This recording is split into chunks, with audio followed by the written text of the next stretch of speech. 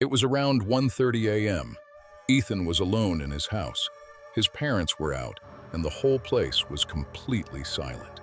He was sitting in his room, scrolling on his phone, when suddenly he heard something fall downstairs.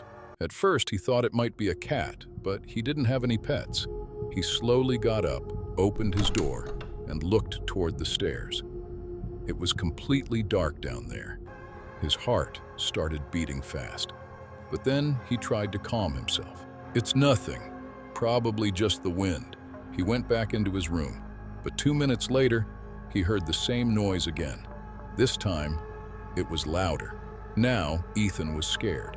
He turned on his phone flashlight and slowly started walking down the stairs. With every step, it felt like someone was watching him. When he reached downstairs, the hall was completely empty. Nothing. Everything looked normal. "I'm just overthinking," he told himself. He started walking back upstairs, but then his eyes fell on the CCTV screen. There were cameras installed in every room, and the screen was on. Ethan casually looked at it and froze, because on the screen, he could see himself, but he was standing upstairs on the stairs, while the real Ethan was downstairs. His mind went blank. He slowly turned around and looked at the stairs. No one was there. Then he looked back at the screen. This time, the other Ethan was slowly walking down the stairs, and his eyes were staring straight into the camera, as if he was looking at him. Ethan's hands started shaking. He dropped his phone, and suddenly, the CCTV screen flickered, and then all the cameras turned off. The entire house went dark.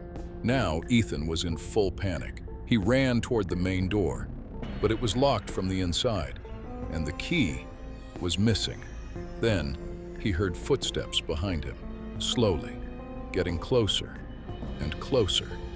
Ethan gathered the courage to turn around, and what he saw made him scream, because standing there was the other Ethan. Same face, same clothes, but his smile was not human.